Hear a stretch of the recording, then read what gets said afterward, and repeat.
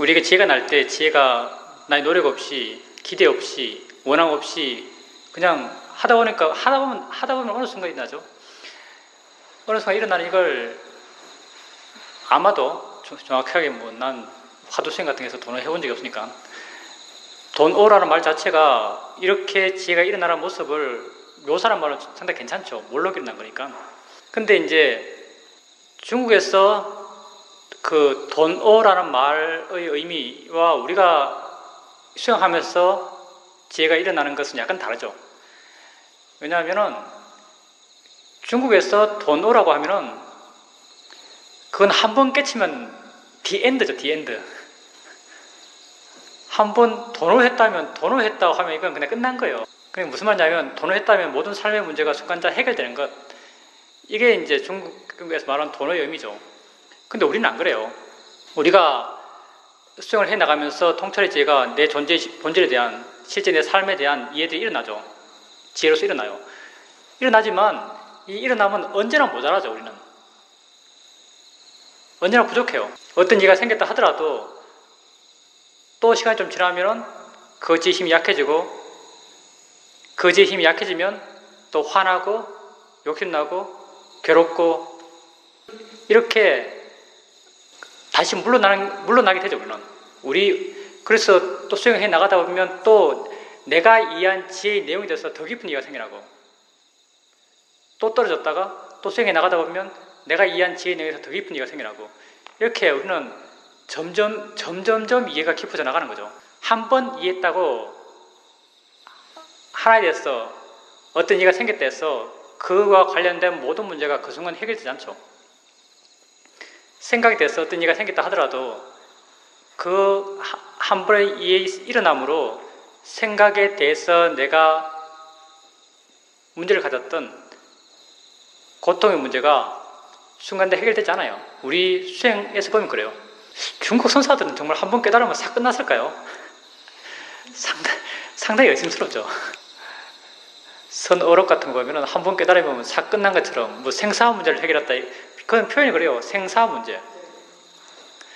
예, 생사화 문제를 해결했다. 그게 무슨 의미인지 몰라. 생사화 문제를 해결했다는 게. 생사화 문제가 그 불교적 문제라면 그것은 고통의 문제겠죠. 태어남이 고통이고 늙음이 고통이고 죽음이 고통이니까 생로병사 고통이기 때문에 생로병사에서 처음과 마지막 해서 생사 그 같아요. 내가 생각하기는 원래는 그게 생로병사인데 생로병사의 문제인데 노병을 빼고 생사가 된 거죠. 생사 문제 이렇게 됐을 거예요. 이래 말이 되지. 이게 좀 오해돼가지고 뭐 생사 문제를 하면 꼭 죽는 문제 해결된 것처럼 죽는 문제 해결된 것처럼 뭐 불사신은 좀 오반지 모르겠는데 그런 어떤 과장된 그 죽음과 관련된 죽음에 너무 어떤 포인트가 준 그런 의미를 갖죠. 생사 문제라고 말하면. 근데 그게 생로병사의 문제일 거예요. 고통의 문제. 그러니까 우리 수행은 우리가 수행을 해 나가면서 한 번 도노하는 게 아니고요. 수많은 도노를 해요. 수많은 도노를 해 나가는 거죠. 그러면서 조금씩 생사 문제를 해결해 갑니다. 물론 우리의 바람일이 아주 뛰어나다면 한순간 뜯고 한순간 생사 문제를 해결할 수 있겠죠. 근데 부처님 당시 때는 그런 사람 이야기도 많이 나오죠. 그냥 이것이 있으면 저것이 있고 이것이 없으면 저것이 없다라는 단순한 말을 듣고 바로 알아낸 사람들, 바로 수다운된 사람들 굉장히 많죠. 하여튼 그렇게 바로 알아낸 사람들이 있어요. 부처님 당시 때는. 그 사람들은 내적으로 그런 깨달음의 잠재력을 꽉 채운 사람들이겠죠. 꽉 채운 사람들인데 어떤 계기가 있기 때문에 그게 어떤 폭발하지 않았던 그런 사람들이죠. 우린 잠재력 자체가 설렁설렁해요. 우리 수행해 나가면서 이런 잠재력 자체를 조금 채워가는 거죠. 하여튼 우리의 지혜는 제한적이고요. 여러분이 수행해 나가다가 어떤 것에 대해서 이해했다 하더라도 그 이해는 완전하잖아요. 스스로 알 수 있죠. 왜냐하면 내가 어떤 것을 이해했다 하더라도 내가 이해한 거기에서 시간이 지나면 또 고통이 생기니까요. 내가 소리를 이때 이해했다 하더라도 소리 들어서 괴로운 게 분명히 있거든요. 내가 느낌이다라고 단지 느낌이라고 이해해서 어느 순간 느낌으로부터 자유로워졌다 하더라도 다음에 또 어떤 느낌으로부터 괴로울 때가 있어요. 지혜가 완전하지 않은 거죠. 그렇기 때문에 우리가 수행을 해나가면서 어떤 것에 대해서 이해했다 하더라도 그 이해는 불완전합니다. 자기가 한 이해가 불완전하다라고 아셔야 돼요. 우리 사회독께서는 수행자들이 어떤 수행해 나가면서 어떤 이해가 생기고 그 이해에 대해서 자신이 다 알았다라고 말한다면 만약 자기 스스로 다 알았다라고 생각하는 수행자가 있다면 그 수행자는 이미 끝난 수행자다. 이런 말이죠. 끝난 수행자. 끝났단 말이 모든 문제를 해결해서 끝난 게 아니고요. 수행자로서 끝난 사람. 더 이상 수행자가 아닌 사람. 이런 의미죠. 내 지혜가 완전하다고 말한다면 그건 끝난 수행자예요. 우린 다 불완전하죠. 우린 이렇게 길을 걸어갈 뿐입니다. 걷고 해나가서 조금씩 내 잠재력을 채워나가고 조금씩 어떤 자유로워지는 길을 가고자 할 뿐이죠.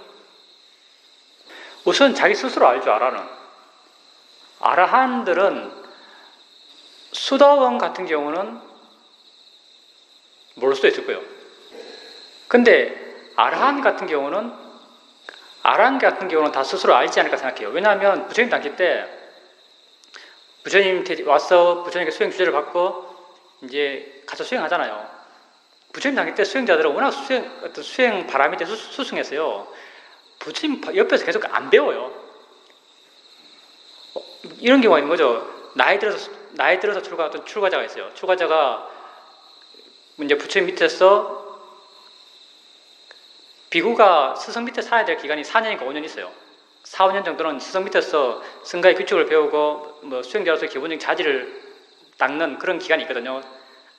그리고 나서 그 기간이 지나서 혼자 살 자격이 생겼을 때 이런 나이 많은 비구들이 부처님 찾아오죠. 부처님 찾아와서 이런 문답을 해요. 이 상가에는 몇 가지 의무가 있습니까? 물어보죠. 그럼 부처님이 하는 말씀이 이 상가에는 두 가지 의무가 있다. 하나는 붓다의 말을 공부하는 거고, 이건 난 부처님이 이렇게 말씀 안 하실 것 같은데. 경전 내용 그래요. 하나는 부처님 말씀을 공부하는 것이고, 하나는 수행해서 체득하는 것이다. 이 두 가지 길이 있다 그래요. 그럼 나이 많은 비구들이 나는 나이가 많아서 공부하는 건 못하겠고, 수행해서 스스로 체득하는 건 할 수 있을 것 같습니다. 그럼 내가 수행을 어떻게 해야 될지 한번 가르쳐 주십시오라고 말하거든요. 그럼 부처님이 수행은 이렇게 한다라고 수행 주제를 가르쳐 주세요. 그러면 그 비구가 숲에 가서 혼자 수행해요. 우리처럼 이렇게 인터뷰하는 것도 아니고요. 누가 점검해 주는 것도 아니고요.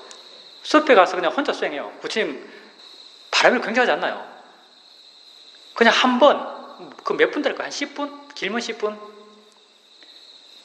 느낌 봐라. 느낌을 다 느낌으로 봐라. 이 끝이에요. 느낌을 다 느낌으로 봐라. 화나면 화난 줄 알고, 욕심나면 욕심난 줄 알고. 이렇게 아주 단순한 수행 주제를 받아서 숲에 가는 거예요.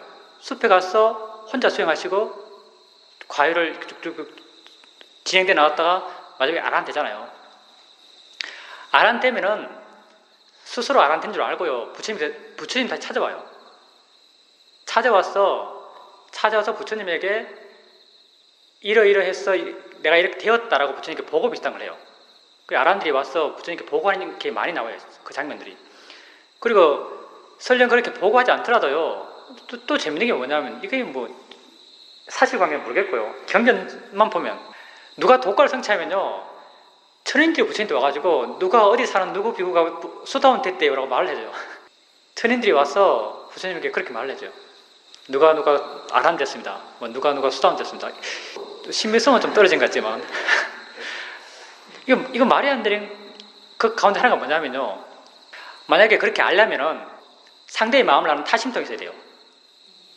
상대의 마음을 아는 타심통이 있어야 되거든요. 타심통이 신통이 있어야 돼요.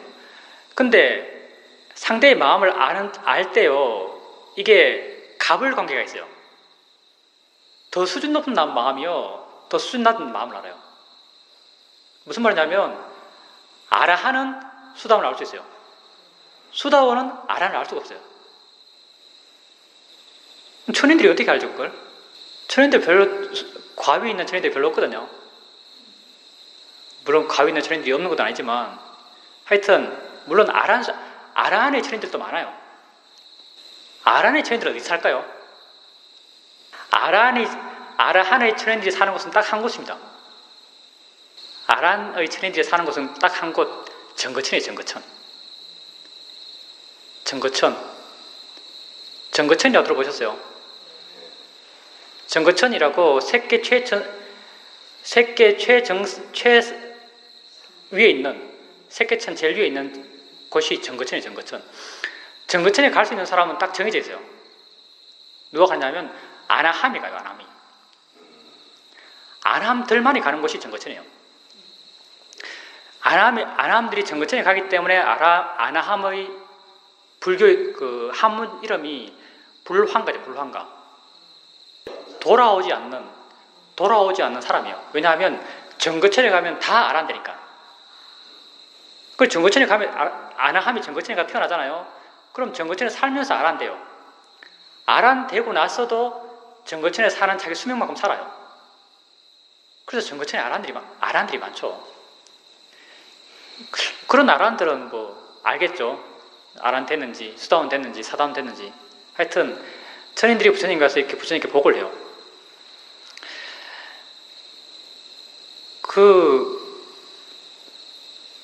근데 우리가 불교 교리 같은 것들이요, 교리를 위한 교리가 많거든요. 우리가 수다원, 사담, 아람, 아란 할 때요, 우리가 교리적으로 보면요, 수다원, 사담, 아람, 아란의 가장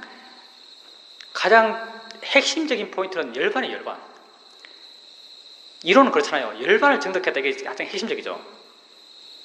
열반을 정득했다. 근데 경전 보면요, 가끔은 많지는 않지만요, 수다원이 되고 난 뒤에 나는 수다원이 되어서 이런 삶을 산다라고 자기 상태를 말하는 게 나와요. 아나함이 되어서 나는 이런 상태에 산다라고 자기 상태를 이야기한 게 나와요. 수다원이 되어서 자기 상태를 이야기할 때 어떤 이야기 하는가? 아주 평범한 이야기를 해요. 나는 붓다와 담마와 법에 대한 신심이 더 이상 흔들리지 않는다. 이게 수다원이 자기 상태를 설명하는 거예요. 나는 더 이상 죽이고자 하는 생각, 오계를 어기려는 마음이 생기지 않는다. 오계를 안 어긴다가 아니고요, 오계를 어기려는 마음이 생기지 않아요.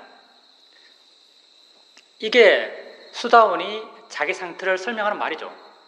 근데 재밌는 게 뭐냐면, 나는 열반을 이렇게 체험한다, 이런 말 안 해요. 나는 열반을 이렇게 체험한다, 이게 안 나오는 거예요. 근데 지금 어떻게 보죠? 청견도도 그렇고, 수다원 때 열반을 어떻게 정득한다는 거죠, 사실은.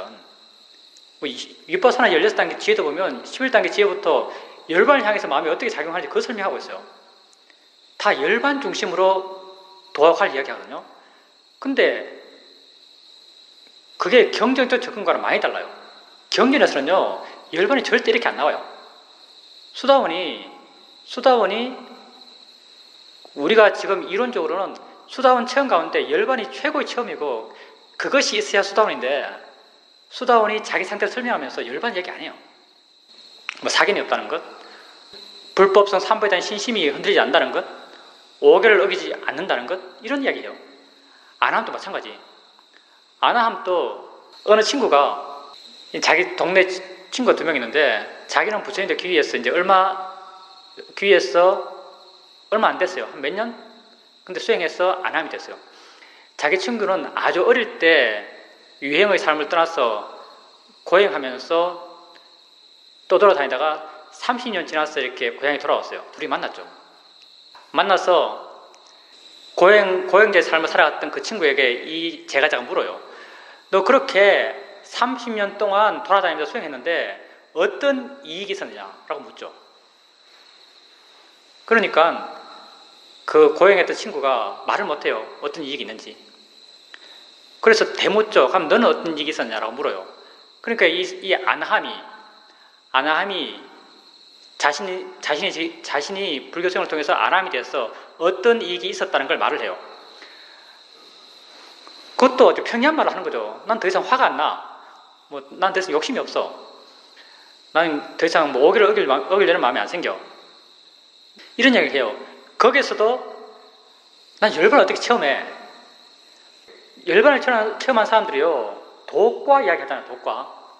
도과 이야기 하는데 도의 마음은 한순간 일어나서 그 도에 해당되는 번뇌들, 그러니까 수다원 같으면은 무슨 사견, 개금치견, 유신견, 내가 있다는 견해, 이런 세 가지 번뇌가 도의 마음이 잘라요. 도의 마음이 자르고 나서 들은 게 과거든요. 과는 선정성이 똑같아요. 그래서 과의 선정이 된다고 그래요. 열반을 대상으로 과의 선정이 되는 거예요. 이론이 그래요. 열반을 대상으로 과의 선정이 된다. 이게 얼마나 대단하겠어요. 한마디로 말해서 우리가 선정이 들잖아요. 보통 선정성이 하는 사람이 선정이 들잖아요. 보통 선정성이 하는 사람이 선정이 들어요. 선정이 들 때 선정의 대상이 분명해요. 관념이거든요. 분명한 관념 대상으로 선정이 들어요. 이 체험도 대단하죠. 나름 대단해요. 근데 과의 선정은요, 뭐가 뭔지 모르는 걸 대상으로 들어요. 우리가 말로 설명할 수 없는 것, 말로 설명되지 않는 것, 그게 조건지지 않은 법이죠. 그게 열반이거든요. 이거 얼마나 대단한 거예요. 보통 우리가 전혀 모르는 거의 신세계 같은 거예요. 전혀 차원을 달리하는 걸 대상으로 하거든요. 조건지지 않은 법을 대상으로 선정이 들어요. 이게 과의 선정이에요. 수다원 과의 선정, 사단 과의 선정, 아남 과의 선정, 아라한 과의 선정에 들어요. 보통 부처님 큰 제자들이 과의 선정이 들었다면 아라한 과의 선정이 들죠. 이렇게 해서 1시간, 2시간, 일주일 지내거든요. 최고 길게 가면 일주일 지내죠. 이거 얼마나 대단한 체험이에요. 과의 선정이 든다는 것. 이 보통의 사람이 일상의 삶 속에서 체험할 수 없는 것을 대상으로 선정이 들어요. 근데 수다원을 체험한 사람도 이 말 안 해요. 이게 대단한 걸. 우리가 이론적으로 이렇게 대단하다 하는 걸. 아나함의 성인의 과에 이런 사람도 이런 말 안 해요. 뭔가 좀 이상하지 않나요? 난 좀 이상하게 생각돼요. 지금 우리는 이걸 책으로 치는데, 이론적으로. 아비담마 이런 데 보면요, 거의 무슨 성인이 돼가는 과정은 다 이걸로 설명해요. 열반을 성취해 가는 과정. 열반의 성취를 책으로 치는 거죠. 열반을 대상으로 선정이 되는 과의 선정의 체험이 정말 대단할 것 같은데, 수다원의 이익을 말하는 사람도, 아나함의 이익을 말하는 사람도 이런 과의 선정에 대한 이야기는 안 해요. 물론 결론은 없습니다. 저도 모르니까 상당히 의심스럽습니다. 그런 이론적 전개들이 이론을 위한 이론이 아니었을까 하는 생각도 할 수 있고요. 수다원 같은 경우는 수다원인지 모를 수 있을 것 같아요. 충분히. 수다원 같은 경우는 수다원인지 모를 수 있을 것 같아요. 그냥 내 마음이 그렇게 변한 상태가 그냥 자기의 일반적 상태이기 때문에 이게 뭐 특별하다는 느낌을 안 느낄걸요. 별로 특별하게 안 느낄 겁니다. 근데 요즘 수다원들은, 요즘 우리 수다원 많아요, 사실은. 여러분 몰라서 그렇지 요즘 수다원 많아요. 근데 요즘 우리가 수다원 부를 때는 앞에 전제가 붙어요. 파옥 수다원, 마하시 수다원, 빤디 따라마 수다원, 따따만지 수다원. 예, 다 수행처 이름이 붙어요. 수행처 이름이 붙어서 수다원이 되는 거예요. 시험에 수다원은 없어요. 시험에서 수다원 됐다는 사람 나 들어본 적이 없어. 왜 이렇게 붙는가? 각자 수행처에서 이게 수다원이라는 나름의 체험들이 있거든요. 이게 공통적이지 않아요, 근데. 수행센터마다 달라요. 파옥에서는 이러이러해 체험하면 수다원이다. 마시에서는 이러이러해 체험하면 수다원이다. 따따마란지에서는 이러이러해 체험하면 수다원이다. 라고 나름 각 센터마다 이렇게 하면 수다원이라고 한 게 있어요. 근데 나름 재밌는 게 뭐냐면 이렇게 되는 게 다 어떤 수행의 상태를 말해요. 어떤 수행 상태가 되면 수다원이라고. 오개를 어기려는 마음이 안 생기고 무슨 불법성 삼부에 대한 신심이 더 이상 흔들리지 않고 어떤 외적 행위에 대해서 그 외적 행위가 나를 깨끗하게 한다는 의미 부여를 하지 않는 마음이 생겨나고 이런 경경에서 말하고는 그런 입장에서의 수다원이 아니고요. 수행해 나가다가 어떤 체험을 하게 되면 그 체험이 수다원의 체험이에요. 그래서 수다원이 되는 거예요. 물론 믿거나 말거나죠. 거기서 자기들끼리 이야기해요. 그래서 파악수다원, 마시수다원, 따따노이 수다원 이런 말을 하는 거죠. 이제 우선 거사님이 그렇게 지금 그렇게 새로 일을 하면서 화와 초조함, 불안함 뭐 이런 게 많잖아요. 이런 많은 게 거사님이 나중에 말씀하신 그 자신의 경향, 자신의 성향 때문에 그렇거든요. 이렇게 정해놓고 어떻게 돼야 된다고 하면 화가 많이 나요. 이렇게 돼야 되니까. 그리고 이렇게 안 되면 화가 나는 거죠. 그리고 이렇게 거사님이 정해놓은 이 한 길을 가기 위해서도 한 길을 가는 길이 좀 조마조마하죠. 왜냐하면 여러 가지 가능성들이 계속 생겨나니까요. 그리고 한 길로 계속 몰아가는 게 계속 긴장될 수밖에 없는 거죠. 이렇게 거사님이 좀 장시간 동안 쉬시면서 사회적 관계 속에서의 긴장감, 어떻게 꼭 돼야 된다고 정함 없는 삶을 살기 때문에 그게 잘 안 나타났죠. 근데 새롭게 또 어떤 조직이 들어간 거잖아요. 조직이 들어간 건 조직에서 원하는 것이 있을 것이고 해야 될 바가 생기고 가는 길이 좀 정해져 가는 거죠. 이렇게 정해지니까 어떻게 돼야 된다는 목적이 생기고 또 과정에 대해서 이렇게 쭉 과정을 이미 시작하기 전에 과정을 전개해놓고 이렇게 해나가면서 그 맞춰가려고 그러고 이런 모든 과정들이 다 마음을 불안하게 해놓고 마음을 화나게 만드는 거예요. 근데 거사님이 이걸 이제 업이라고 했는데 물론 업 맞아요. 업이에요. 업이라는 게 뭐냐면 우리 마음의 조건, 이게 업이거든요. 우리 마음의 조건이에요. 우리 마음의 조건이라는 게 사실 딴 게 아니고요. 뭐 딴 게 있겠어요. 우리 마음이라는 게 대상이 들어오면 대상이 반해가는 패턴이에요. 우리 존재라는 것이 곧 어떤 것을 알아가는 게 우리 존재잖아요. 어떤 것을 알아가는 것은 다 똑같아요. 어떤 것도 똑같아요. 여러분 눈 뜨서 산을 보는 것이랑 내가 눈 떠서 산을 보는 것이랑 문재인 대통령이 눈 뜨고 산을 보는 것이랑 산은 똑같아요. 다를 게 없는 거죠. 이게 다를 게 없다는 것도 업이 아니란 말이죠. 사실은 똑같아요. 체험하는 것, 외적인 체험은 다 똑같은 거죠. 보는 것, 듣는 것, 느끼는 것, 생각하는 것 다 똑같은 거죠. 그리고 거기에 대해서 반응하는 마음도 똑같아요. 아는 마음이 반응하는 거죠. 아는 마음이 반응해서 아는 마음이 그것을 뭐라고 형성화시켰을 때 다른 게 뭐냐? 관념의 마음, 상의 마음이 이것이 뭐다라고 관념화시켰을 때 그 관념에 대해서 반응하는 게 달라요. 이게 취착하는 마음이죠. 좋아하고 싫어하는 마음이죠. 이 마음의 반응이 다른 거예요. 이 마음의 반응이 에너지로 쌓여가는 거죠. 이렇게 뭐에 대해서 반응하는 마음의 에너지들이 사이가 생긴 것, 이게 업이죠. 이게 우리 업이에요. 그런 마음의 에너지들, 이걸 의도라고 하죠. 의도의 에너지들, 이런 게 모여가지고 생겨난 것, 이게 업이죠. 그러니까 당연히 거사님께서 그런 자신의 상황, 그 상황 속에서 하는 체험, 그 체험에 대해서 화로 반응해 나가는 이 반응의 패턴, 이것들이 당연히 업이에요. 업으로 일어나는 거죠. 그러면 이게 피할 수 없는 건가? 내지는 좀 극복될 수 없는 건가? 전혀 그렇지 않아요. 극복 가능해요. 물론 이 업이 얼마나 두터운가에 따라 다르긴 다르겠지만요. 극복 가능해요. 안 되면 조금씩이라도. 그 극복해낸 케이스가 나죠, 나. 내가 그렇거든요. 내 얼마나 생각 많은 사람인지 몰라요, 정말.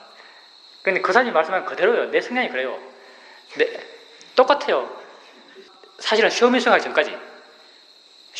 전까지요. 내가 어떤 일을 하잖아요. 어떤 일을 하면요.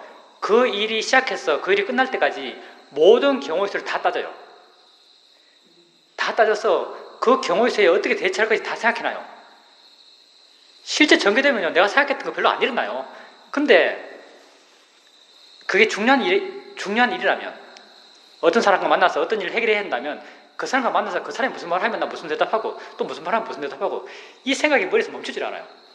누워있으면 중요한 거면 계속 머리에서 그 상황들을 가상 상황을 계속 떠올리고 그 가상 상황에 대한 해결책들을 계속 생각해내요. 그리고 일을 하는 거예요. 일이 잘 될 때는 정말 일이 아주 깔끔해요. 일이 아주 깔끔하게 끝나죠. 근데 굉장히 마음이 번뇌가 심하거든요. 그리고 생각해 나가는 과정에서도 일도 안 벌어졌는데 부정적인 상황이 생겼다는 가정하에서 막 화내요. 혼자서 일을 생각하면서 화내고, 또 내가 원하는 대로 안 되면 어떨까 싶어서 또 초조해하고, 혼자서 초조해하고 혼자서 막 화내고 있는 거예요. 나도 이런 성향의 사람이거든. 심각했어요, 사실은. 내가 왜 이러지? 진짜 그 사람처럼 내 성향을 굉장히 못마땅해 하면서도 그렇게 살았어요. 근데 이런 성향들이요, 시험에 수행하면서 바뀌었어요. 언제 어떻게 바뀌었는지 모르겠어요. 시험에 수행하면서 이런 성향이 거의 사라진 것 같아요. 요즘 별로 생각 안 해요. 요즘 미래 별로 생각 안 해요. 미래 걱정도 별로 안 해요. 닥치면 하지라고 생각해요. 이게 내가 생각하기에는, 이게 우리가 수행해 나가면서 내가 현재에 있다는 것에서 명확히 이해했고요. 나는 현재에 산다는 것. 그리고 내 삶의 문제, 내게 생기는 문제는 현재에서 생기는 것이고요. 내가 문제가 생겼을 때 이 문제를 해결하는 것도 현재 내게 알아지는 것, 현재를 해결함으로써, 우리 현재 해결하는 방식은 현재를 바르게 보는 거죠. 현재를 바르게 보는 것으로 충분하다고 알기 때문에, 이해했기 때문에 미래에 생겨나지 않은 것에 대해서 마음이 그렇게 가치 부여하고 그렇게 집착하지 않는 것 같아요. 그래서 요즘은 정말 미래 생각 안 해요. 그냥 생각해도 대충 얼렁뚱땅 생각하는 거죠. 옛날엔 그렇게 하나하나 따져가면서 생각했었는데, 하나하나의 과정마다 따져가면서 생각했었는데, 요즘은 그런 성향들은 거의 사라진 듯한 느낌이에요. 내일 어떻게 하지? 그런 일 닥치면 어떻게 하지? 라는 생각을 별로 안 해요. 내 생각에는 거사님도, 내 생각하기에 거사님도 이런 성향이요, 옛날보다 많이 줄어들 것 같아요. 그런 느낌 안 같나요? 예, 당연히 바른 알아차림이죠. 지혜가 작용한 것이죠. 거사님이 그렇게 일어나는 걸 보면서 화내고, 삶의 내용에 대해서, 과정에 대해서 화내고 초조해하는 자체를 보면서 그 일어나는 걸, 이게 자연의 이치구나, 이게 마음이 하는 것이구나, 내가 하는 것이 아니구나 이해했어요. 이런 이해가 분명했죠. 이게 지혜다고 말할 수 있는 건 뭐냐면, 이게 일어남으로써 바뀌어진 마음을 보면 알아요. 마음이 어떻게 바뀌는가? 마음이 그냥 좀 가라앉는 느낌? 가벼워진 느낌? 물러난 느낌? 이런 마음의 느낌이 생겨나는 거죠. 지혜가 생겨나면 언제나 마음을 이렇게 바꾸나요? 이렇게 바뀌는 마음을 보면서요, 이게 지혜다라고 스스로 알 수 있습니다. 당연히 지혜로서 보면 그게 바르게 보는 거죠. 예, 지혜는 신기해요. 지혜는 정말 경이로운 거예요. 이게 그 사람도 그때 한번 생각해보면요, 그때 내가 이걸 이해해야지 라고 생각 안 해요. 그리고 이게 뭐지라는 어떤 사유도 사실 없어요. 그 사람이 한 것은 어떤 면에서는 약간 멍한 듯이 그렇게 일어나는 것, 그런 삶의 내용에 대해서 끊임없이 반응해 나가는 마음을 그냥 보고 있는 거예요. 그냥 이게 뻔히 그냥 보고 있어요. 뻔히 보다 보니까 이거네라는 이해가 생겨나요. 마음이 지가 하네, 마음이 하는 거네 라는 이해가 저절로 생기는 거죠. 이런 이해에 일어나면 정말 신기한 거예요. 이건 내가 기대한 것도 아니고요, 내가 노력한 것도 아니에요. 내가 원했던 것도 아니에요, 사실은요. 나는 단지 그걸 뻔히 보고 있어요. 그걸 계속 지속적으로 단지 알아차림하고 있었던 거죠. 알아차림이 이렇게 되어 나가면서 거사님은 전혀 몰랐지만 거사님 마음의 조건이 자연스럽게 맞을 것 같고, 그런 마음의 조건 속에서 이해가 저절로 생겨난 거죠. 이해가 생겨나면 이해는 또 자기를 하는 거죠. 알아차림이 하는 것처럼 이해는 또 자기를 해요. 이해가 하는 일이 그거예요. 물러나고 마음을 바꾸는 게 지혜가 하는 일이죠. 마음을 물러나게 하고 가벼워지게 하고 자유로워지게 하고 좀 더 나가면 행복하게 하죠. 그러니까 물러나게 하는 마음의 성질이 이게 지혜예요. 가벼워지게 하는 마음의 성질, 모든 마음은 성질이잖아요. 퀄리티예요. 성질과 작용이죠. 지혜가 뭐 따로 있어서, 이 지혜의 마음이 따로 있어서 이 지혜의 마음을 물러나게 하고 가벼워지게 하고 부드러워지게 하는 게 아니고요. 가벼워지게 하는 마음, 이게 지혜예요. 가벼워져 가는 마음, 이게 지혜 마음의 작용이죠. 부드러워지게 하는 마음, 부드러워지는 작용, 이게 지혜의 작용이죠. 물러나게 하는 마음, 물러나는 마음, 이게 지혜의 작용이죠. 지혜는 그 작용하는 거예요. 그렇게 작용하는 게 지혜예요. 예, 맞아요. 우리가 그걸 통찰지라고 부르는 거예요. 통찰지. 통찰지라고 그래서 통찰지라고 부르는 거예요. 그 사람이 일어나는 것을 그냥 꿰뚫어서 보는 거예요. 사실은 내적인 원리들을 아는 거죠. 원한 게 아니에요. 그냥 조건되었으니까 지혜가 생기는 거죠. 물론 이전에 그 사람이 꾸준히 수행해 오면서 마음의 힘들이 꾸준히 좋아진 상태에서 그렇게 일어나는 걸 봤기 때문에 그 일어나는 것에 대해서 어떤 이해가 생겼을 거예요. 지혜가 일어나는 건 정말 경이로운 일이에요. 사회도가 이런 표현했죠. 어느 순간이 제일 아름다운 순간인가? 정말 지혜가 나는 순간이 가장 아름다운 순간이다, 이렇게 말한 적이 있어요. 지혜가 나는 순간이 가장 아름다운 순간이다. 어떤 면에서는 거의 무의 상태에서 이유가 생겨나요. 나는 단지 알아차림 하고 있는데 다른 알미 그냥 쑥 일어나는 거예요. 일어나서 내 마음 상태를 확 바꿔놔요. 자유롭고 부드럽게, 물러나게, 행복하게 내 마음 상태를 확 바꿔놔요. 이런 지혜 일어나면 정말 경이로운 일이죠. 근데 그 사님 그런 이해가 계속 생겨나면요, 그 사님의 그런 경향은 계속 바뀌어갑니다. 사실 다 미래를 생각하면서 불안하거든요. 미래를 생각하면서 화나는 거예요. 근데 마음이 점점점 현재에 있게 되면요, 미래에 대해서 걱정하는 마음, 미래를 계획하는 마음, 계획을 그렇게 엄밀하게 하는 마음, 이런 마음들은 점점 약해져 갑니다. 그 사회도가 내가 있을 때 2009년도에 당시 주지스님, 시어민센터 주지스님하고 사이가 굉장히 안 좋았죠. 시어민센터 주지스님이 사회도를 막 쫓아내려고 했으니까 사회도 쫓아내고 자기가 사회도 하려고 그랬어요. 이렇게 갈등이 막 되다가 워낙 갈등이 크니까 상가에서 개입해서 우리 입장에서 종단에서 개입해서 그 주지스님 쫓아냈죠. 주지스님 쫓아내고 잠시 동안 사회도가 수행 티처와 주지, 에봇을 같이 했어요. 같이 했을 때 사회도가 인터뷰할 때 이런 말을 한 적이 있어요. 내가 주지 역할도 하면서 일이 참 많아졌다. 일이 참 많아졌지만 나는 미래 일을 가져와서 지금 하려고 하지 않는다. 그냥 때가 돼서 해야 되면 한다, 이런 말을 했어요. 아마 사회도께서 일이 많아지니까 그 일이 많아진 것에 대해서 나름 관찰하시고 사유하시면서 어떤 이해가 생긴 것 같아요. 미래 해야 될 것을 지금 가져와서 지금 걱정하고 지금 고민하고 범민하지 않는다는 거죠. 그냥 살아가다가 때 돼서 해야 될 때 되면 그냥 하는 거예요. 때 돼서 하면 되는 거예요. 그냥 그 사람이 수행해 나가면서 마음 힘이 점점 좋아지고 자신의 일어남, 자신의 삶, 자신의 현재돼서 이해가 점점 깊어져 가면요, 미래를 계획하고 또 미래 때문에 걱정하고 하는 마음들은 점점점 줄어들 겁니다. 물론 내가 이렇게 줄었다 해도요, 그것도 다르죠. 또 대상의 강력함이 또 다르잖아요. 사실은요. 나는 계획할 게 별로 없는 사람이고 그 사람님은 뭐 직장이라고 한 게 있으니까 또요, 다른 사람 보는 사람들이 많고 능력이 평가되고 다른 사람들이 내가 한 것에 대해서 이렇게 뒷말들을 해나가고, 이런 조건은 또 강력할 수 있죠. 그런 조건 하에서는 그런 마음들이 더 크게 일어날 수도 있습니다. 어찌되었든 그 사람이 바르게 수행해 나가시면은 그런 미래 때문에 지금 그 괴로움들은 줄어들어가요. 그리고 그 사람이 그때 지혜가 났을 때 마음이 해나감을 반항하면서, 사실은 그 사람이 말로 표현할 때는 마음이 하는구나, 마음이 저절로 하는구나 라고 표현했어요. 표현했지만 사실 이 표현보다 훨씬 더 깊은 걸 이해해요. 훨씬 더 깊고 훨씬 더 폭넓은 걸 이해해요.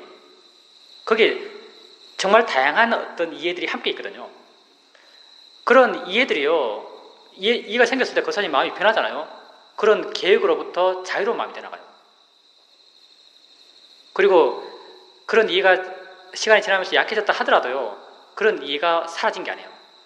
그 사람이 미래를 생각할 때 조금씩 그런 이해는 자기가 알아서 작용해가요. 그렇게 거사님이 받는 마음의 고통으로부터 조금씩 거사님을 자유롭게 해갈 겁니다. 예, 당연히 그렇게 돼야죠. 사실은 일을 하게 되고 일을 어떻게 해야 된다고 생각하고 일에 집중하면은 다른 게 안 나아져요. 중요한 건 다른 게 안 나아진다는 거예요. 법문이 중요한 게 아니고요. 다른 게 안 나아져요. 일어나지면 안 나아지는 거예요. 물론 그게 중요한 일이라면요. 그게 아주 중요한 일이라면 그걸 해야 돼요. 거기 좀 더 마음을 둬야 되죠. 예를 들어서 이어폰을 뜨고 법문을 듣고 있어요. 내가 이제 미얀마에서 주로 사회적 인터뷰한 내용 가운데 하는데 이어폰을 끼고 법문을 들으면은 당연히 뭐 이어폰 끼고 있으니까 다른 소리 잘 안 들리고 느낌도 잘 안 와지고 법문의 마음이 계속 가 있는 거예요. 가 있어서 또 다른 것 알려 그래요. 다른 것 알려 그러면 법문 내용이 더 잘 안 들어와요. 이게 이제 왔다 갔다 하는 거죠. 그때는 수행 초반기니까요. 왔다 갔다 하는 거예요. 그래서 사이도한테 어떻게 되냐. 수행도 해야 되고 법문도 들어야 되는데 뭐에 좀 가치를 둬야 되냐 하니까 사이도께서 하신 말씀이 중량을 할 때는 중요한 것에 좀 더 마음을 둬야 된다 이렇게 말했어요. 근데 법문을 들 때는요. 이건 보살님 케이스가 좀 달라요. 사실은. 법문을 들 때는 듣잖아요. 마음이 좀 더 든데 가요. 든데 가서 이렇게 든데 갔을 때는요. 듣는 것과 상관없는 걸 알려면 좀 힘들어요. 이게 여기 마음이 많이 갔을 때는. 듣는 것과 상관없는 걸 알아채기 힘들거든요. 예, 그러면은 자기가 마음이 많이 간 것에 대해서 알면 돼요. 예를 들어서 법문 들으면서 듣는다라고 알면서 듣는 것이 그렇게 어렵잖아요. 근데 법문 들으면서 느낌 알고 생각하기는 쉽지가 않아요. 법문 내용을 이해하려는 마음이 있을 때는. 그렇기 때문에 자기가 중요하다고 생각하는 어떤 걸 해나갈 때는요. 중요한 것과 관련된 어떤 일어남들, 중요한 것과 관련된 어떤 암들을 알아가면서 중요한 걸 해나가면요. 수행도 해나가고 중요한 것도 해나가요. 근데 이제 보살님은 계속 다르죠. 보살님은 부추를 다듬으면서 법문을 들려고 그래요. 부추 다듬는 게 중요해서 만약 부추 다듬는 게 중요해서 거기 마음을 집중하고 있다면 부추 다듬는 것과 관련돼서 느낌들, 내지는 느낌을 알고 있다는 것 이런 걸 알아채면 해나가면요. 부추 다듬는 것과 수행하는 것은 전혀 상충이 없어요. 근데 이제 부추 다듬는 것과 법문 듣는 것을 균형을 맞추려면요. 균형을 맞추려면 부추 다듬는 것도 마음이 떠나야 돼요. 어떨 때 그렇게 되냐면요. 마음을 내 안에 둬야지라고 하면 둘 다 알아요. 이거 떠나려고 할 필요도 없고요. 마음을 내 안에 둬야지 하고 자기 자신에게 강하게 관심을 두게 되면요. 법문 듣는 것과 부추 닫는 것의 가치가 똑같아져요. 그럴 때는 법문도 들리고 부추 다듬는 것도 바르게 할 수 있죠. 수행을 통해서 마음이 많이 자유로워졌고 마음의 힘이 많이 좋아졌을 때 이 두 가지를 한꺼번에 균등하게 해나갈 수 있어요. 마음을 내 안에 두는 거예요. 내 안에 두려는 노력을 통해서 이 둘을 한꺼번에 해나갈 수 있습니다. 더 마음이 자유로워지고 또 법문 내용들을 알고 부추 다듬는 것도 바르게 해나갈 수 있어요. 그렇게 어떤 게 집중될 때는 그냥 무슨 이거 말고 다른 거 알아진 게 뭐가 있지라는 관심을 가지고 좋고요. 아니면은 자기의 관심을 좀 더 강하게 두면 그것 말고 다른 것도 함께 여러 가지가 알아져요. 마음의 가능성은 무한해요. 심지어는 말하면서도 다른 것도 알아요. 내가 기초수행 법문을 할 때요. 내가 기초수행 법문을 하면서 가끔 하는 수행 패턴이 그거죠. 기초수행 법문을 하면 나도 알게 모르게 내용에 빠져 들어가요. 내용에 빠져 들어가면 물러날 때 물러나는 방식이요. 내게 강하게 관심 두는 거예요. 나에 대한 관심을 좀 더 키워요. 마음을 좀 안으로 넣는, 묘사하자면 마음을 좀 안으로 넣어요. 그러면 말은 그냥 말대로 나오고, 나에 대한 암도 생겨나고, 또 소리도 같이 들려요. 다 함께 있어요. 여러 가지가 함께 있어요. 예, 그거 맞습니다. 인터뷰 잘하는 사람이 수행 잘하는 사람이에요. 인터뷰를 잘하려고 하지 마세요. 인터뷰를 잘할 필요가 전혀 없습니다. 이거 못합니다라는 인터뷰가 잘하는 인터뷰예요, 사실은. 예, 못합니다. 이거 안 됩니다. 해도 안 됩니다. 바른견을 일으켜도 마음이 계속 동요합니다. 화가 계속 납니다. 자기 상태를, 그게 뭐라 그럴까요? 수행하는 사람의 바른 자세라 그럴까요? 자기 상태에서 객관적이 되고 자기 상태에서 솔직한 것. 이게 수행하는 사람의 바른 마음 상태가 마음가짐이 아닐까 생각돼요. 예, 그건 좋아요. 그건 좋은데 이제 질문이라는 것이 수행에서 어떤 역할을 하는지 우선 아셔야 되고요. 질문이라는 것은요, 내가 없기 때문에 일으키는 거예요. 무슨 말이냐면 우리 수행의 바른 길이라면요, 수행의 바른 길이라면 내가 점점 줄어들어가는 것, 나의 개입이 점점 줄어들어가는 것, 나의 노력이 점점 줄어들어가는 것, 이게 수행의 바른 길이에요. 수행의 바른 길인데요, 질문은 이것과 반대예요. 질문은 강력한 나의 개입이에요. 강력한 나의 노력이고. 근데 그렇기 때문에 질문은요, 사실은 수행 초반기에 내가 뭐 없을 때 하는 거예요. 예를 들어서 자연이치와 대상이란 바른 견해도요, 내게 자연이치란 지혜, 대상이란 지혜가 전혀 없을 때 자연이치다, 대상이다는 바른 견해를 일으키면서 지혜가 일어나도록 만드는 거죠. 내가 개입하는 거죠. 근데 이제 또 나중에 이런 질문들, 이런 관심들이 나중에는 수행이 좀 더 능숙해지고 지혜 힘이 좋아졌을 때는 자연스럽게 생겨나요. 자연스럽게 생겨난다는 것은 이렇게 처음에 무슨 자연이치와 대상이라는 바른 견해를 일으켜서 생기지만 나중에 느낌 알고 소리 알고 생각하고 해나갈 때 자연이치다 대상이라는 바른 견해는 이미 마음에 있어요. 지가 힘이 있어서 스스로 있는 것이거든요. 스스로 일어나서 존재해요. 내가 일으킬 필요도 없이. 그리고 또 우리가 조사 관찰 같은 거 할 때 이게 왜 일어났지? 소리가 뭐지? 어떻게 듣지? 아는 마음이 도대체 뭐야? 이렇게 법에 대해서 조사 관찰하잖아요. 근데 이런 관찰 때요, 나중에 내가 하려고 하지 않아도 마음이 대상을 알아채며 나가면서 그 대상이 일어남에 대해서 막 관심 가져요. 소리가 어떻게 들리지? 이게 설령 언어화되지 않더라도요, 마음에서는 그런 일어남에 대해서 관심 갖는 마음이 일어나요. 저절로 일어나는 것이거든요. 내가 일으키는 것은 구분하자면 초보를 할 수 있고요. 스스로 일어나는 것은 마음의 조건이 이미 많이 갖춰졌어요. 마음의 힘이 이미 좋은 상태에서 스스로 일어나는 거예요. 이건 뭐 능숙해진 거예요. 근데 이제 보살님 케이스, 어떤 마음이 일어나요? 뭐 욕심과 화겠죠, 보통. 욕심과 화가 일어나서 욕심과 화로 이렇게 마음이 가고 있어요. 마음이 이미 가고 있다면요, 지혜가 없는 거죠. 그럴 때는 이렇게 주는 게 맞아요. 이게 적당한가? 이게 하는 게 적당한가? 적당하지 않은가? 옳은가? 그런가? 라고 삼바다나의 두 가지 지혜를 이렇게 주면요, 이렇게 주는, 사실 이렇게 옳은가 그런가 묻는 마음은 지혜거든요.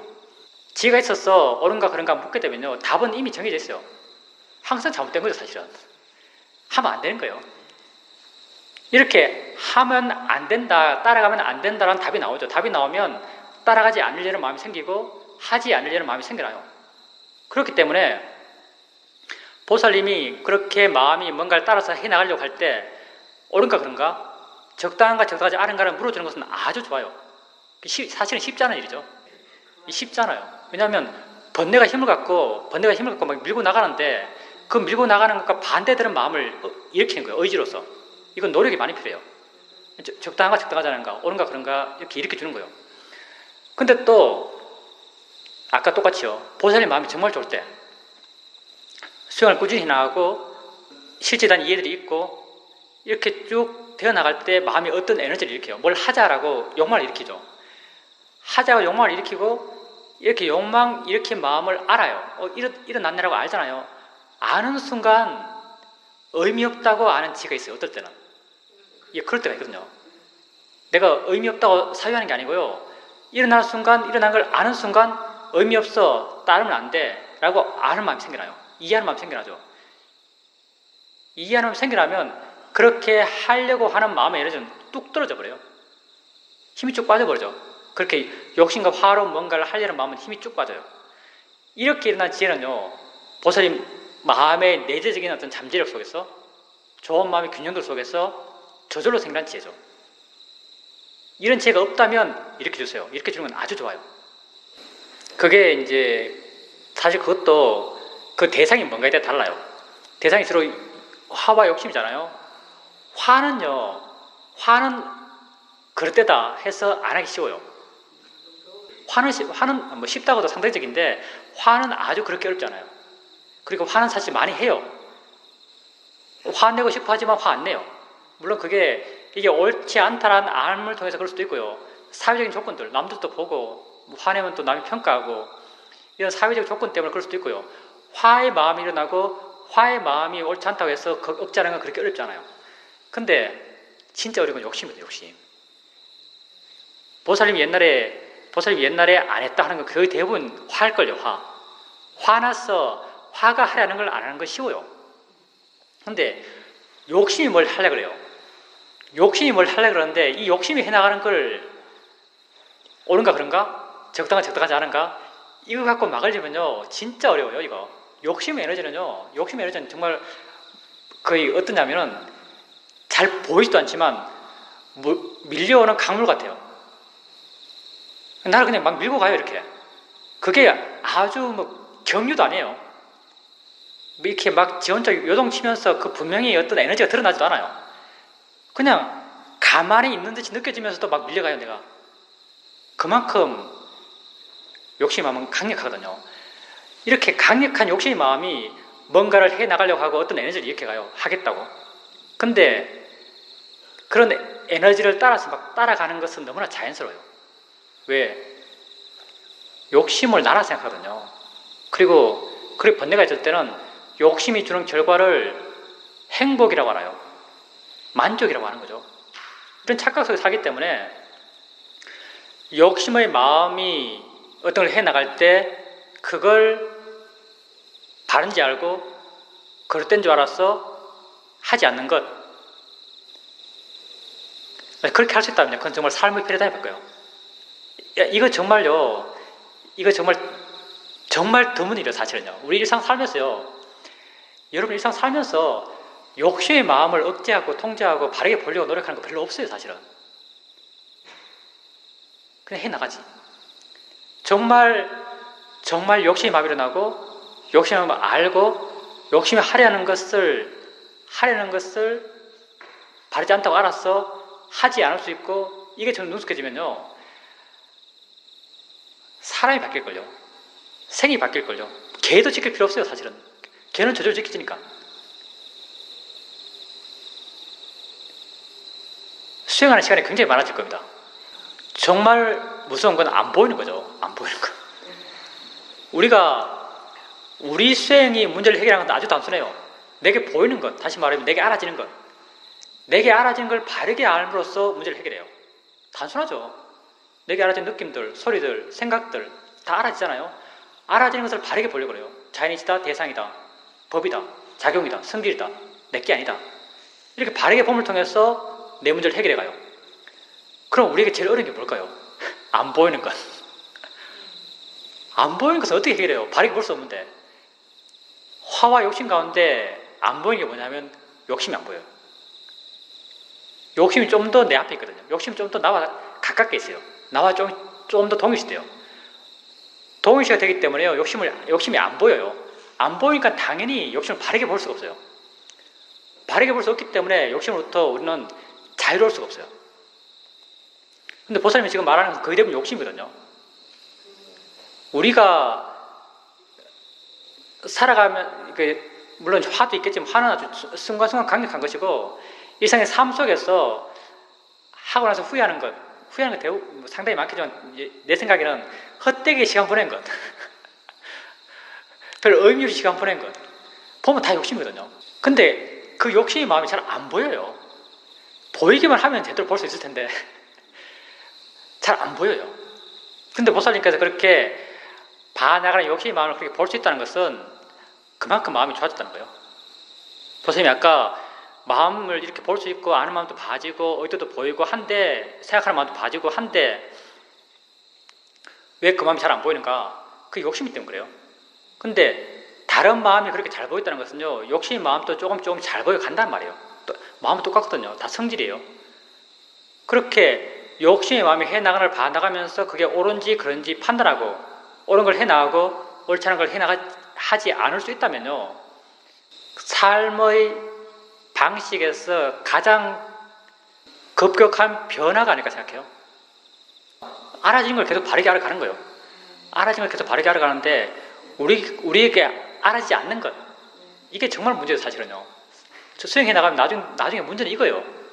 당연히 어리석도 있고요. 기본적으로 마음의 힘이 아주 약하기 때문에요. 수행을 해 나가면서 우리가 화를 볼 수 있는 건 마음의 힘이 그만큼 좋기 때문이고, 아는 마음을 아는 작용으로 이해할 수 있는 것도 마음의 힘이 그만큼 좋아졌기 때문이에요. 이렇게 아는 마음을 알아가면서 마음의 힘이 더 좋아져야 되죠. 더 좋아져서 더 예민해서 더 깨어있을 때 욕심의 작용으로 반응할 수 있어요. 뭔가 마음의 에너지가 일어나는 거죠. 의도의 마음도 보기 미세한 거고요. 의도의 마음도 그냥 어떤 걸 하기 전에 일어나는 마음의 에너지잖아요. 하려는 마음의 에너지가 의도잖아요. 이게 보이잖아요.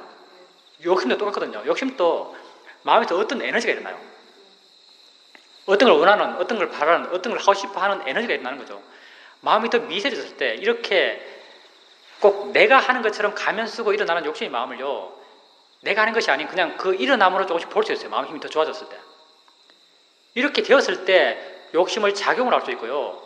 욕심을 객관적으로 볼 수 있고, 욕심을 보면서 바로 지혜가 일어날 수 있어요.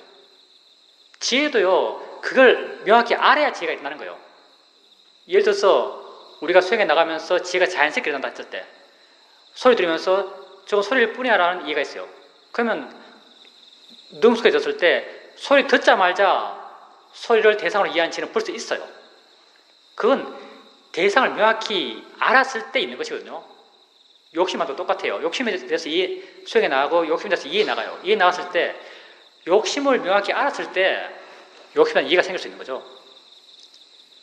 이렇게 욕심을 봐나가고 해 나가다 보면 욕심의 마음을 알았을 때 욕심의 마음이 의미 없다, 가치 없다, 따를 게 아니다라는 이해가 저절로 따라올 거예요. 어느 순간부터는. 그렇게 되면 정말 사람이 바뀌어요. 정말 자신의 삶이 바뀔 거예요. 우리가 욕심의 마음을 아는 건요, 욕심의 마음을 보면서 욕심의 마음을 알기는 좀 경우가 드물고요. 욕심의 행위를 하면서 아, 이 마음이 욕심이구나라고 알아요. 주로 그래요, 우리는. 욕심이 워낙 안 보이니까 욕심의 행위들은 많거든요. 뭐 허겁지겁하며 라면 먹을 때 욕심의 행위를 하니까 아, 이 마음이 욕심이라고 알아요.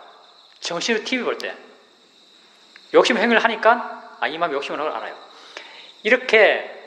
이렇게요, 욕심의 행위를 할 때 그 마음이 욕심이 명확할 때 그 마음이 어떤지 한 번씩 봐보는 게 중요해요. 그렇게 그때 마음을 관찰하는 게 중요해요. 그렇게 그 욕심의 마음을요, 조금씩 욕심의 마음이 돼서 능숙해져 가고 욕심의 마음이 돼서 익숙해져요. 그럼 좀 더 쉽게 봐요. 우리가 처음에 아는 마음을 어떻게 알겠어요? 처음에는 아는 마음 알기 힘들거든요. 아는가 묻고, 물어서 확인하고, 아는가 묻고 확인하고, 물으면 확인돼요. 근데 나중에는 아는 마음에 관심 가지면 묻지 않아도 확인돼요. 마음이 좀 더 좋아졌기 때문이고, 아는 작용에 대한 이해가 더 깊어졌기 때문이고, 아는 마음의 작용에 대해서 좀 더 예민해졌기 때문에 가능하거든요. 나중에는 또 능숙해지면 뭐 말하면서도 안다는 어떤 감을 갖고 말해요. 이것도 가능하거든요. 그만큼 더 예민해진 거예요. 아는 게 굉장히, 말하면서 있는 아는 마음은 굉장히 미세한데 사실은. 왜냐하면 다른 것들이 워낙 분명하니까. 말하는 마음의 작용들, 말하는 내용을 생각하는 것, 뭐 이런 자기 말하는 걸 분석하는 것, 이런 마음들이 워낙 분명하기 때문에 아는 마음의 작용은 다른 것만큼 분명하지 않아요. 그렇지만 말하면서도 안다는 걸 이해하거든요. 그만큼 예민해진 거예요. 왜? 계속 봐왔기 때문에. 계속 봐왔기 때문에 아는 마음에 대해서 이렇게 예민해진 거예요. 우리가 정말 우리의 문제는요, 욕심이거든요. 욕심. 우리를 망치는 건 욕심이에요. 정말 우리의 삶을 망쳐요. 내가 욕심의 행위를 할 때, 내 마음이 욕심인 게 명확할 때요, 욕심의 마음을 한번 봐보세요. 이게 욕심이구나라고 욕심의 마음을 봐보고 욕심의 마음이 익숙해져 가보세요. 그러면 조금씩 욕심의 마음이 예민해져 가고, 욕심이 일어났을 때 좀 더 쉽게 보고, 쉽게 보면 더 볼 수 있고, 더 보면 더 예민해지고, 더 예민해지면 더 보게 되고, 더 보게 되면 더 이해가 생겨나고, 더 마음이 자유롭고, 또 더 보게 되고, 이런 어떤 선순환의 과정을 밟아갈 것이고, 이렇게 해나가면서 욕심의 마음이 돼서 이해한 지혜가 자연스럽게 조금씩 스스로 일어날 겁니다. 욕심은 정말 심각해요. 사이도도 이렇게 말했죠. 붓다가 왜 붓다가 되는가? 욕심을 봐서 부터가 됐다 이렇게 말했어요. 욕심을 봐서. 알아차림이 이어질 때는요, 견해를 확인하지 마세요. 확인할 필요 없어요. 왜냐하면 정말 알아차림이 이어진다면, 정말 알아차림이 정말 이어지고 있다면요, 그 이어진 알아차림은요, 내가 이어지려고 해서 이어진 게 아니에요. 그냥 마음이 지가 힘이 있어서 이어지는 거예요. 마음이 지가 힘이 있어서 그냥 마음이 내 안에 있고 내 안에 있는 마음이 그냥 내 안에 있는 그 상태가 알아차림이 이어짐이에요. 그게 우리는 있는 사띠를 하는 거죠. 내가 하려고 하지 않아도 그냥 사띠가 그냥 있는 거예요. 이 있는 사띠요. 있는 사띠 상태에서는요, 이미 마음이 우백가해요. 그때는 이미 마음에 바른 견해가 있어요. 바른 견해가 있는데요, 견해가 바른가라는 확인은요, 나의 의지거든요. 수행의 진행은 내가 하는 게 아니에요. 마음이 지가 힘이 있어서 지가 스스로 해나가고 있어요. 이게 있는 사띠의 이어짐이죠. 지가 해나가고 있어요. 지가 수행을 해나가고 있는데 내가 마음을 일으켜서 견해가 바른가?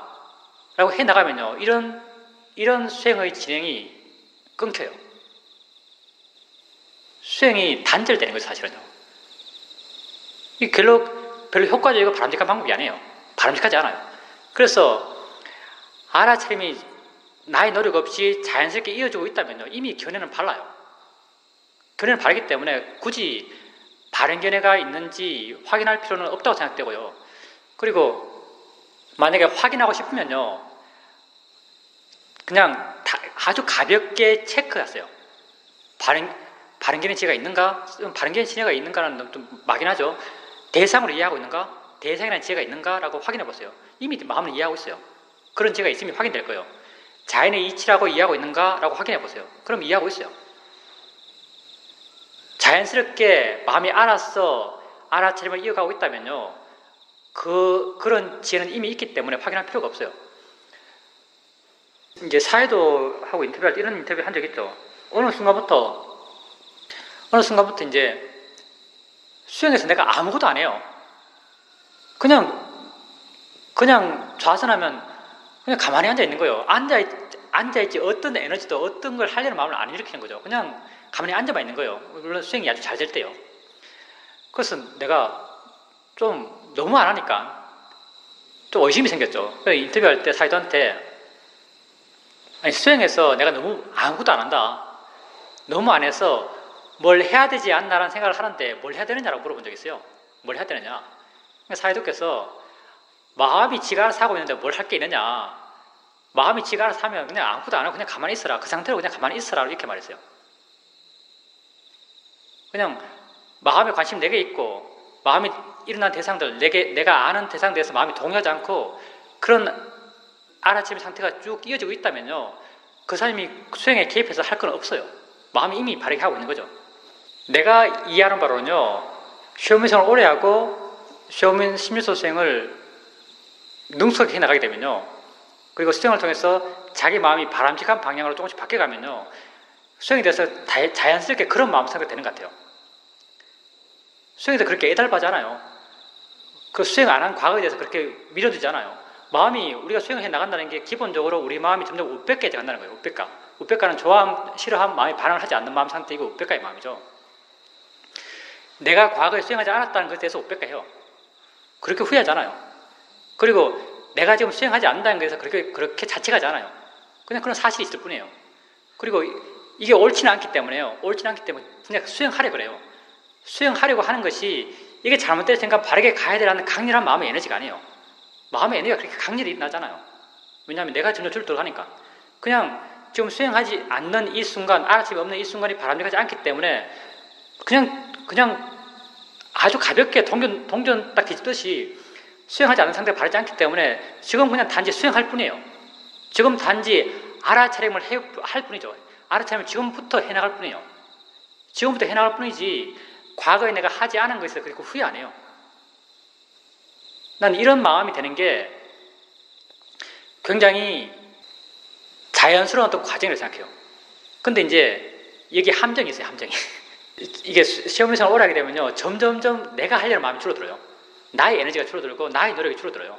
그냥 수행도 가볍게 시작하고 가볍게 새롭게 하게 되고 과거에 안 한 것 별로 후회 안 하고 이렇게 돼 나가는데요, 수행 상태에서 이런 것은 자연스럽고 좋아요. 바람직하고. 근데 이 반대급부에 있는 게 뭐냐면요, 번뇌 상태에서도 점점 이렇게 된다는 거야. 이게 셔먼스윙이 갖고 있는 어쩔 수 없는 문제일까요? 이쪽 극단이면 이쪽 극단이 있듯이 점점 마음이 수용적이 되고 점점 마음이 여유로워지고 점점 마음이 일어나는 것에서 점점 시비하잖아요. 점점 수용적이 되는 거죠. 수용적이 되는데 한 측면 이게 번뇌에 대해서도 번뇌 상태에 머무는 것에 대해서도 조금 수용적이 되는 어떤 경향이 있어요. 그 사람이 이제 사실 번뇌 상태에 머물 때 계속 번뇌가 일어날 때는요, 그 사람이 맨 처음 수행할 때처럼요, 강력히 개입해야 되거든요. 수용하려고 그러고, 바르게 일으키려고 그러고, 바르게 보려고 그러고 해야 돼요. 근데 이것도 얼마나 일반적인지는 내가 확신할 수 없지만, 내 케이스는 사실 그래요. 번뇌 상태에 있을 때, 번뇌를 보는 것도 가벼워요. 그 문제도 그렇게 심각하게 생각 안 해요. 그래서 그 번뇌가 아주 치열할 때는 어쩌면은 그 번뇌에 빠진 시간이 더 길어질 수도 있어요. 왜냐하면 내가 그걸 아주 심각한 문제를 생각하고 빠져나가기 위해서 번뇌를 바르게 보기 위해서 나의 에너지를 그렇게 안 쓰니까 나의 에너지를 쓰는데 점점 인색해져요. 우리는 시험을 수행하는 사람들은 수행 방법이 틀린 건 아닌데요. 내가 생각하기로는 시험 수행의 약점이라면 약점이에요. 안 좋은 상태에서 마음을 일으키는 게 미숙해요. 처음에는 수행 처음 할 때 익숙하지 않을 때는 아주 잘하는 건데 익숙하지 않을 때는 자연이치야 대상이야 이게 뭐 항상 일으키잖아요. 옳은가 그런가 적당하지 않은가 항상 일으켜요. 수행 처음 할 때 내가 개입해서 수행할 때는. 근데 내가 개입하지 않는 수행, 자연스러운 수행, 법의 수행하는 수행, 놔두고 하는 수행, 이게 점점 자연스럽게 가다 보니까요, 안 좋은 마음의 상태에서도 내가 마음을 일으켜서 에너지를 일으켜서 바르게 해나가려는 노력들은 부족해요. 내가 느끼기에. 근데 이것도 해야 됩니다. 이게 노력이에요. 노력. 마음이 안 좋을 때, 번뇌를 가득할 때, 뭐 이제 보살님이 아까 말씀한 것처럼 욕심이 막을 해나갈 때 그런 번뇌 진행을 바르게 보려고 그러고 번뇌를 따르지 않으려고 그러고 하려는 자기 개인적인 마음을 일으켜야 돼요. 그게 위리아를 일으키는 거예요. 근데 시험의 수행은 위리아를 일으키는 게 아주 약해요. 사실은 보면은. 심지어 사회도 가면 열심히 하지 말라란 말까지 하니까 우리는. 근데 이건 어떻게 해결해야 될지 약간, 물론 수행을 꾸준히 해나가고요, 마음의 에너지가 일정 수준 밑으로 잘 안 떨어지고 꾸준히 수행해서 알아서 계속 이어졌어 일정 수준 밑으로 잘 안 떨어지고 하면요, 이 상태는 오래 안 가요. 마음이 스스로 그 상태를 바르게 보려고 노력해요. 바르게 보려고 내적인 어떤 에너지가 자연스럽게 일어나요. 바르게 보려고 하고 바르게 하기 위해서. 근데 이제 마음이 안 좋고 가끔은 뭐 사회생활 바쁘고 집착되는 어떤 일이 있고 하면은 수행 못할 때가 있는 거죠. 수행 안 할 때가 있어요. 이렇게 마음이 떨어졌을 때, 잘 할 때는 이런 게 문제가 안 되지만요, 마음이 떨어졌을 때 떨어진 마음을 바르게 하기 위해서 마음이 이미 안 좋기 때문에 노력의 마음을 일으키는데 우리는 굉장히 인색해요. 우리 수행자는. 어떤 수행자는요, 이 문제를 좀 상당히 심각하게 생각해서 이 문제를 어떻게 해결할까 해서, 시험의 수행은 너무나 자연스러움 속에 수행하기 때문에 마음의 힘이 약하다. 마음의 힘이 약하기 때문에 위리아를 일으키는 게 약하다. 그래서 마음의 힘을 키워야 된다. 마음의 힘을 키우면 뭘 해야 되느냐? 사마타 수행을 해야 된다. 그래서 사마타 수행과 시험의 수행을 병행하는 수행자도 있어요. 아주 좀 예외적인 사람이긴 한데 사마타 수행과 시험의 수행을 병행해요. 사마타 수행 좀 하고 마음의 힘 좀 기르고 수행해요. 근데 이게 도움 안 되는 건 아닙니다. 이게 자연스러움 속에서 수행하게 되면요, 물론 그게 계속 이어진다면은 아무 문제가 안 돼요.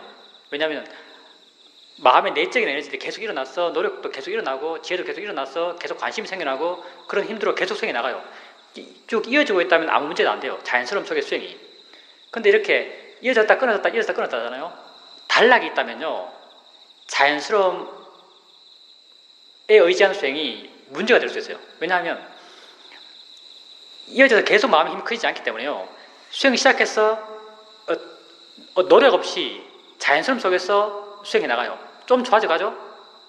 좋아져가는 게 좀 밋밋하거든요. 자연스러움 속에서 수행하면. 그러다가 수행 안 하면 뚝 떨어져요. 또 좀 좋아져가죠? 또 떨어져요. 사실요, 이런 자연스러움 속에서 단락진, 이어지지 않는 수행을 하면요, 수행이 굉장히 밋밋해져요. 서로는 일도 잘 안 생기고 밋밋한 수행을 해 나갈 가능성이 높죠. 이런 경우는요, 사마타 수행이 도움이 돼요. 사실은 사마타 수행을 통해서 사마타 수행을 좀 해서 마음의 힘을 키우고 수행을 시작하는 초반기에 좀 강력한 마음으로 대상을 좀 강하게 보려고 그러고, 그 사람이 이렇게 하더라고요. 처음에 대상을 좀 강하게 보려고 그래요. 그리고 좀 잘하려는 마음을 일으키고, 잘하려는 마음을 일으키는 것, 이 우리 수행의 크게 큰 그림에서는 어긋나지만요, 짧은 시간에는 도움이 돼요. 마음의 수행적 긴장감을 일으키고 수행에 나가는 거예요. 그렇게 해 나가다 보면은 점점 수행은 바르게 해 나가기 때문에 수행의 방식은요, 이 긴장감을 줄여가고 욕심을 줄여가는 방식으로 수행해 나가는 거죠. 근데 맨 처음 수행할 때의 긴장감은요, 이런 바른 수행을 해 나갈 수 있는 에너지가 돼요. 내가 생각하기에, 아까 어떤 수행자도 이야기했지만, 내가 생각하기에 미얀마에서 내가 수행하면서 오랫동안 수행했잖아요. 엄청 나름 매너리즘에 빠지기 쉽죠. 근데 어떤 마음의 긴장감이 나라가 계속 끊임없는 수행을 하겠는가 하면요, 내 생각에는 그건 인터뷰. 사회적 인터뷰를 해야 되는 거예요. 내가 인터뷰에서 말을 안 한 적이 한 번도 없어요. 인터뷰에서 내가 묵은한 적이 없거든요. 패스한 적이 없어요, 인터뷰를. 그 다음 인터뷰하면 무슨 말을 해야 돼. 이건 의무감 비슷한 거예요. 인터뷰 해야 돼요. 인터뷰 할 때요, 인터뷰 한 4일 단위 정도로 하죠. 인터뷰 하고 난 첫날은, 이제 좀 과장되게 말하면, 첫날은 자연스러움 속에 수행해요. 인터뷰 안 해도 되니까. 그냥 자연스러워요. 그냥 앉아서 그냥 가만히 하고 쭉 가요. 쭉 가고. 나름 약간 밋밋하죠. 둘째 날 정도까지는 아주 자연스러움 속에 수행해요. 셋째 날까지 인터뷰할 거리가 없잖아요. 그런 마음이 긴장해요. 인터뷰 해야 되는 데라고 하면 이제 수행을 보통 이제 좌선할 때 좀 그게 분명한데, 좌선에서 앉을 때요, 좀 이 좌선에서 뭔가를 얻어야 될 텐다는 생각이 있어요. 이거 번뇌거든요. 욕심이에요. 근데 이게 도움 안 되는 게 아니에요. 이게 이 좌선에서 뭔가를 얻어야 될 텐데, 뭐 새로운 일가 생겨야 될 텐다는 번뇌, 욕심이요, 이런 긴장감이요, 좀 더 좀 마음의 힘을 키워요. 사실은 노력의 힘 같은 걸 키워요. 그걸 통해서 수행을 좀 더 알차게 해나가요. 물론 수행을 해나가면서 점점 이 욕심, 마음의 의도들은 줄어들어 나가는 거죠. 그러면서 이렇게 뭘 얻어야겠다, 어떤 이의가 생겨야겠다고 마음 갖고 수행해서 바르게 수행해 나가서 이의가 생긴 경우가 사실 많아요. 그래서 우리가 큰 그림에서는 자연스럽게 수행해라라고 하는데, 이 자연스러움은요, 계속적으로 수행이 이어질 때, 알아차림이 계속 이어서 좋은 마음이 일정 수준 계속 유지될 때는 언제나 참이에요. 근데 알아차림이 이어지지 않고, 여러분 집이 여러분 삶의 장소이기 때문에 수많은 문제가 생길 거예요. 계속 단락해지는 거죠. 단락진 수행에서요, 단락진 이런 알아차림에서는 자연스러운 알아차림이 힘을 갖기가 힘들어요. 사실은요, 우리가 자연스럽게 말을 많이 하지만요, 단락진 수행에서 자연스러움이 힘을 가져서 자연스러움의 진행 속에서 마음의 힘이 자연스럽게 좋아져가서 어떤 이해가 생기기, 이건 사실 쉽지 않아요. 이럴 때는 방편적이지만 긴장감이 필요하죠. 긴장감. 마음의 힘을 좀 키워서, 내 노력으로 키워서 수행해 나가는 것도 필요해요. 이렇게 노력을 키우는 하나의 방식이 뭐냐면요, 수행 처음 해 나갈 때 내가 대상을 보려고 그러면 대상을 하나하나 볼 수밖에 없잖아요. 내가 대상을 보려고 그러면 하나하나 보거든요. 내가 보려 하지 않으면 여러 가지를 보고, 내가 대상을 보려 하면서 하나하나의 대상을 볼 때요, 좀 강하게 보는 거예요. 강하게. 하나의 일종의 테크닉 비슷한 거예요. 하나의 대상을 볼 때 그 대상을 강하게 봐요. 엉덩이 느낌 한번 강하게 보고, 손의 느낌 한번 강하게 보고, 소리 한번 강하게 보고, 강하게 봄을 통해서요, 마음의 힘이 좋아져요. 뭔가 마음의 힘이 달라져요. 그러면서 서서히 좀 마음을 넓혀가고 자연스럽게 나가고 자연스러운 수행으로 바꿔가요. 이런 것도 나도 나름 이래저래 해봤거든요.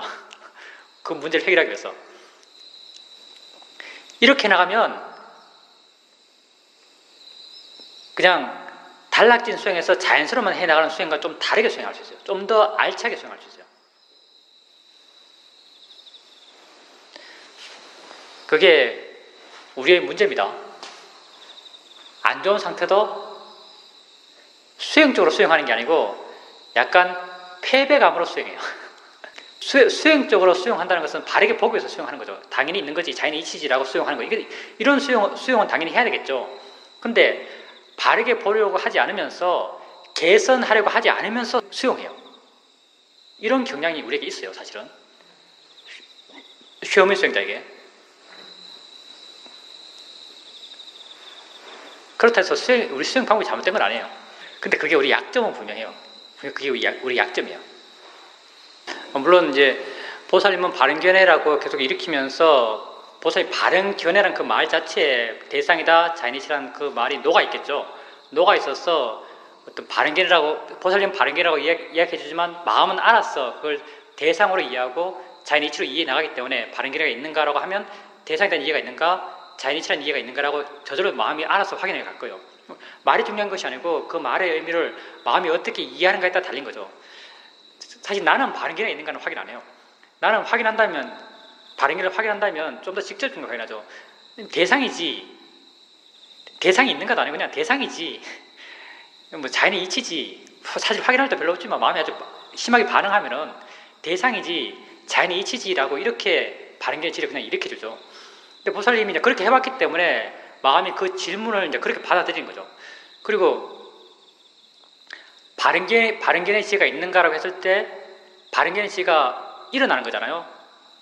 물러나고 가벼워진다는 것은 바른견해 지혜가 일어나서 지휘를 해 나간다는 것이거든요. 이제 그게 수행적으로 나쁘잖아요. 바른견해 지혜가 있는가라고 해서 어떤 마음의 작용, 그것도 마음의 작용이죠. 지혜의 마음의 작용이에요. 지혜의 마음의 작용을 확인해 가는 거죠.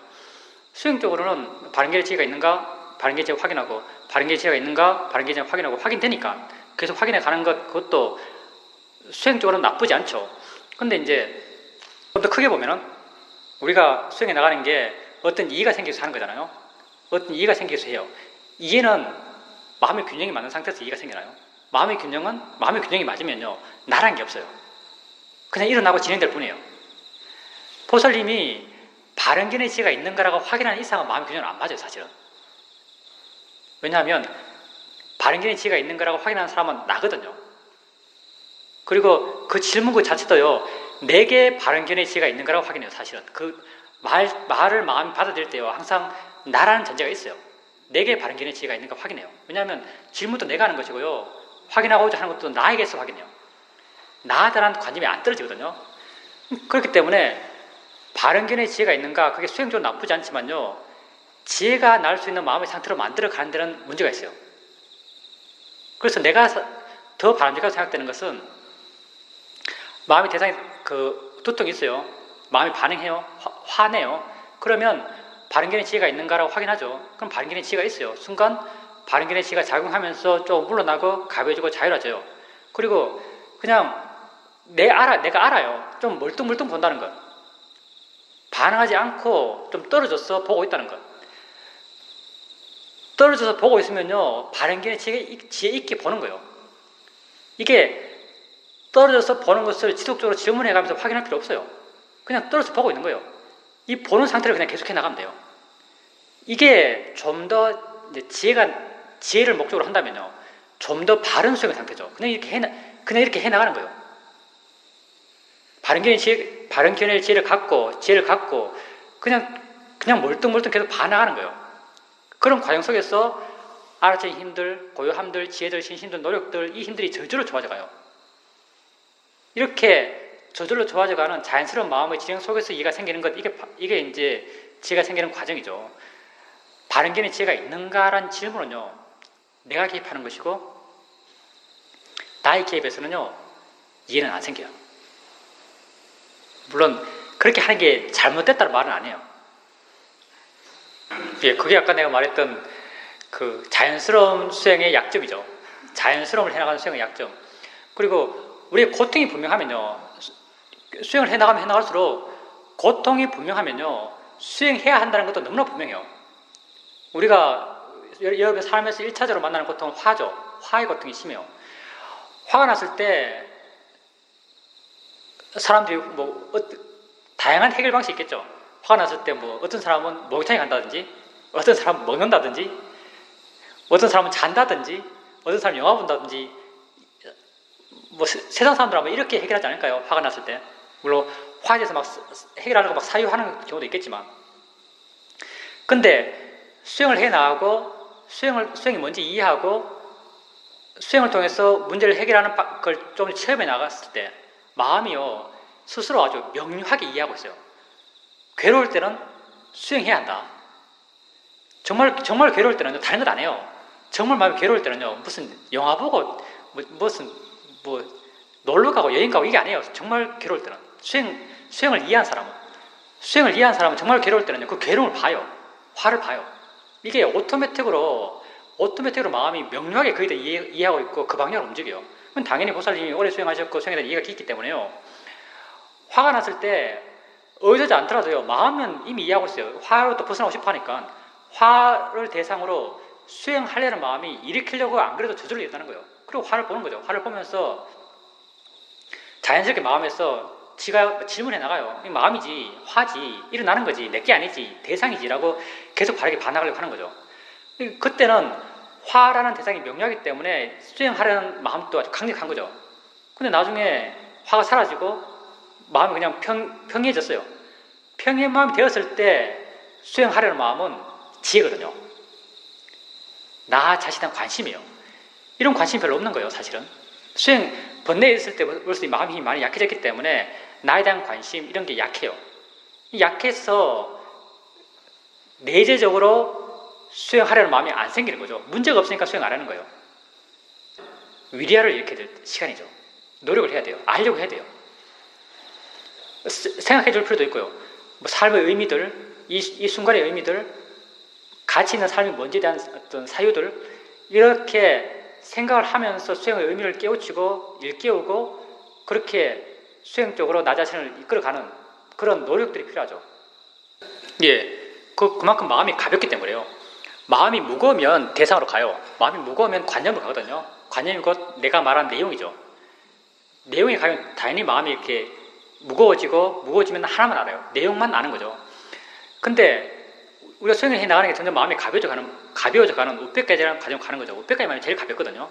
좋아하고 싫어하는 마음이 없기 때문에, 집착의 마음이 없기 때문에 가장 가벼운 마음이 우백까지 마음이에요. 이런 우백까지 마음이 힘이 좋아지면요, 마음이 가볍기 때문에요, 대상도 알고 소리다는 것도 알아요. 소리만 아는 것이 아니고요, 대상도 그 대상의 내용이 뭔지도 다 이해해요. 이것도 알면서 다른 것도 함께 알아요. 그리고 이게 처음 수행할 때는요, 함께 할 때 내가 말한 말의 내용이라면요, 처음 수행할 때 익숙하지 않을 때는 함께 할 때 내용에 대한 이해도가 떨어져요. 내용에 대한 이해가 떨어질 때는요, 뭔가 마음이 이렇게 꽉 뭘 잡고 있어요. 뭔가 힘주면서 두 개를 함께 알려 할 때, 힘주면서 두 개를 함께 알려 할 때는요, 내용에 대한 이해도가 떨어져요. 근데 힘주면서 아는 게 이게 집착하는 마음이고 무거운 마음이거든요. 수행을 해 나가면서 이 힘점이 점점 약해져 가요. 나중에 힘을 하나도 안 줘요. 마음이 힘을 안 줘요. 힘은 주지 않는 마음, 이렇게 꽉 잡고 있지 않는 마음 상태에서는요, 이렇게 가벼운 마음 상태에서는요, 소리다라고 이해하고요, 소리가 내는 내용에 대해서도 함께 이해해요.